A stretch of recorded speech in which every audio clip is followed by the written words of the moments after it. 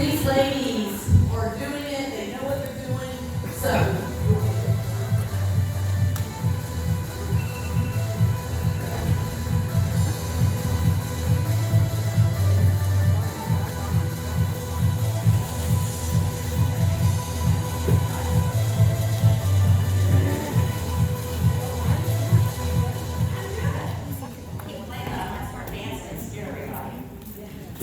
So, Nikki, that was really great, thanks. And so I want to teach Nikki something that I learned a long, long time ago, and I'm going to teach the rest of y'all who haven't seen me do this before. I got this from Meyer years and years ago. So Nikki sent me the day of party today, right? Say yes? Yes. All right, so my sign says, no matter what. So I'm a former teacher, y'all. I struggled with trying to find props today. I couldn't find any. So this is my prop, so you have to appreciate it. This is the only one you get today. So you need a day to party today. Read. No matter what. Very good. Okay, we're gonna say that again later. Okay, so like Meyer always says, if you ink it, you think it. A lot of times, y'all, I don't even go back and read my notes afterwards, but it's just the process of writing it down and thinking about what the person is saying. Everybody learns a little bit differently, but in my experience, most people get something out of just writing it down. So please take notes. So I'm going to get you to move just a little bit. I want you to think about however many years ago you joined, however many weeks or months ago you joined. And if you joined, and I want you to be honest, if you joined just to get the kit or just to get the discount, stand up. Initially, stand up. Notice mine's still standing. So what is that? 50%? 55% of people in the room? So at least half of y'all. Thank you very much. Okay, so at least half of y'all. Now I want you to, if you're still in it, if that's the reason you joined Tupperware, and that's the only reason you're still in Tupperware is the kit and the discount. Stand back up again. Okay, we have an honest person. Very good for you. Okay, so most people, and I guess that says a lot because you're in the room and you want to learn, but most people that come in, I have found over the almost 23 years I've been in, come in for something simple, like to get a discount, maybe to get the kit, to sell to family and friends, to pay off a credit card. So when you're talking about the opportunity of Tupperware, you don't have to go into, this could change your life, even though we know it could, right? You don't have to talk about, oh, you can quit that full-time job, or I can tell you how to replace your income. You don't have to go into all that every single time. So I'm going to give you some quick word choices and some quick ideas for you just to think about that have kind of worked for me over the years. I'm going to teach you why, who, and what. What also means how. So why I came into Tupperware 23 years ago, almost 23 years ago, was because I had a toddler and a preschooler. And I never got out of the house. I had worked all my life, and I had kids, decided to stay home, and something changed. Besides the money, something changed. I didn't feel the same way about myself anymore. So used to be I could set up goals, you know, I'm going to do this, this, and then check, check, check. But when you're a stay-at-home mom or you're a mom, you still have to do these things whether you work or you stay home and work. The kids have to eat, right? So you feed them. Then what happens? They get hungry again, thank you.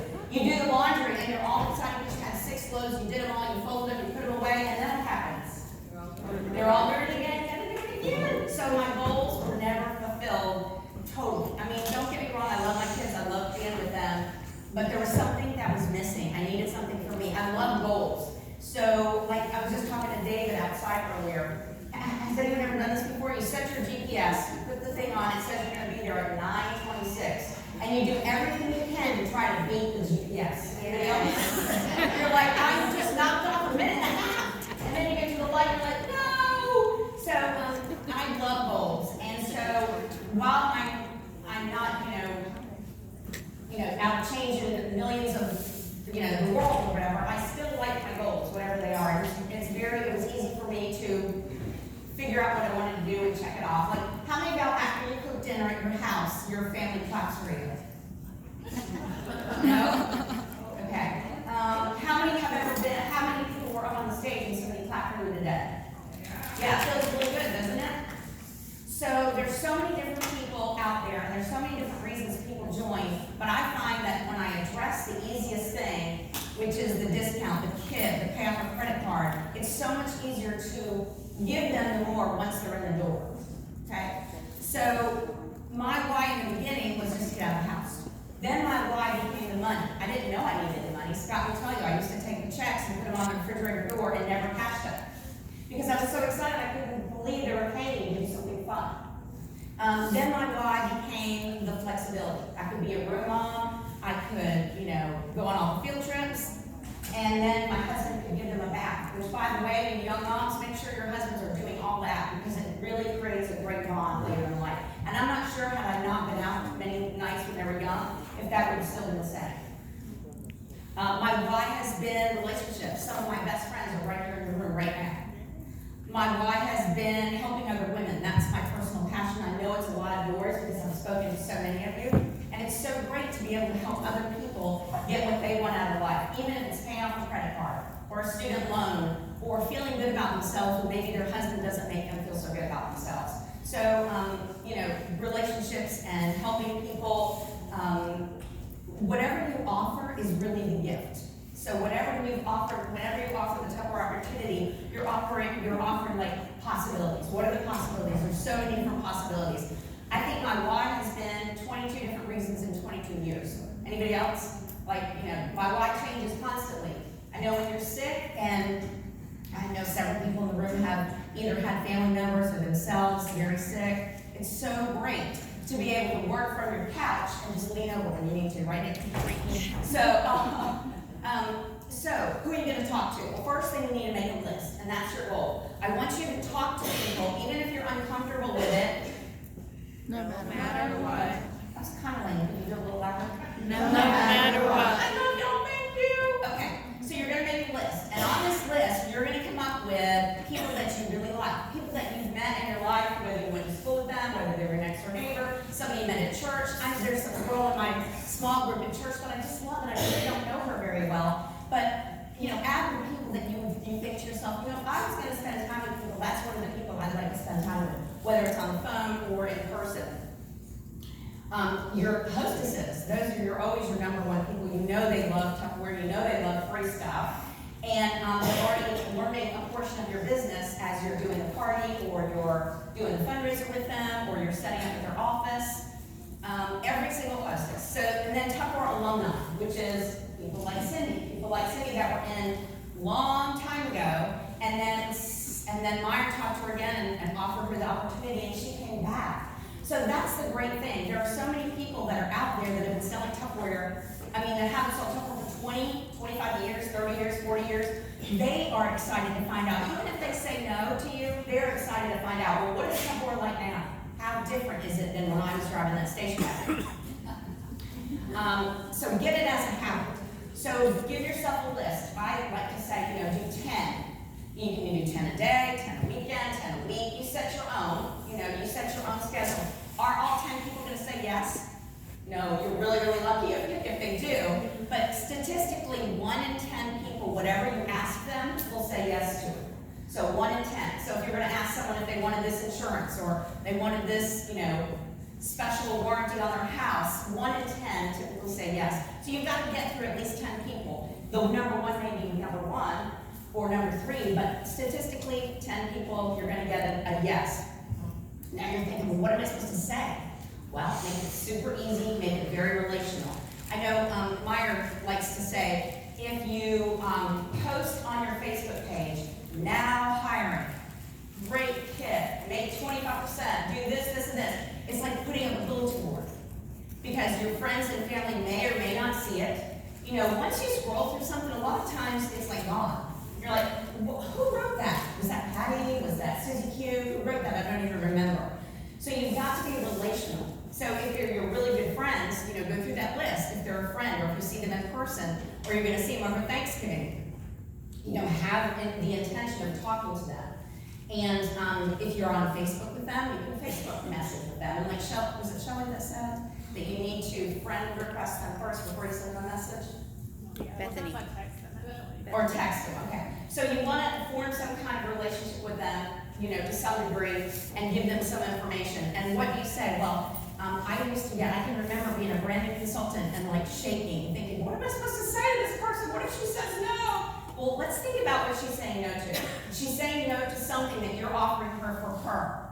So you have to take you out of the mix. I know it's hard, but take you out of the mix, because if she says no to the Tupperware opportunity, she's not saying no to you. She's just saying no to something you offered her. It's not the end of the world, right? She's not saying I don't like you. She's not saying I don't think you're successful. I don't think your clothes are nice, whatever. She doesn't care. She's just saying no to the opportunity. And guess what? It may not be no for always. You could say, does this sound like anything you might be interested in the future? And if she says no, then, you cross her off your list, and now she's a hostess again, or she's your friend in Bible school, or whatever. So connections are the most important thing. So what do you say? So I loved what Meyer put on Facebook last week, and this is similar to things I've said for so many years. I don't know if you're at all interested, or I don't know if this would be something that would interest you or not. So you're basically saying, I'm not saying, oh, you should be a Tupperware lady. No, that's not what you're saying. You're just saying, I don't know if you would be interested or not. But can I run something by you? Can I tell you the information about the Tupperware opportunity? If you're too scared to say that, what you could say is, Tupperware has asked me, because we're asking you now, right? We're all Tupperware, right? So Tupperware has asked me to talk with 10 people and give them the information about Tupperware.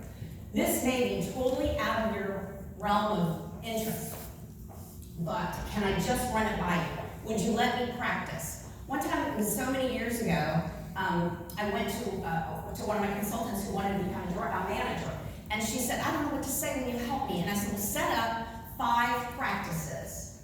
So one of the girls she set up, her name was, I can't even remember her name, but anyway, she set up 5 practices. And one of the practices, I said, well, I'll go to the house with you. So we sat down and I told the girl the information, and I said, this may not interest you at all, but, we have this great opportunity, you can make 25%, you can come in for a short or a long time period, you're not signing your name on the dotted line forever.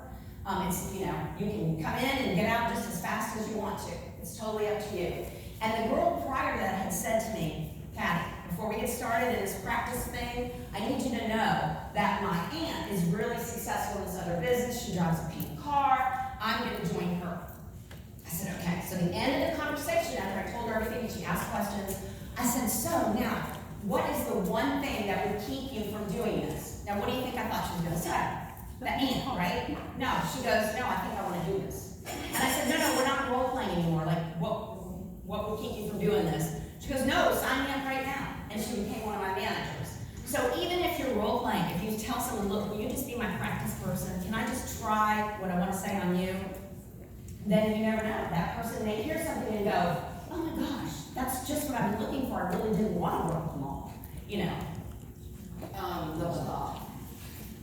Okay, so I'm moving. I know, they're coming for me. The other thing you need to tell people is we don't leave you alone, okay? So the why, the who, and the what. How do I get started? Well, the easy thing you can say to somebody is, if they say, well, I don't know, I might give you some say, why don't we do this? Why don't we go ahead and get your kit on order?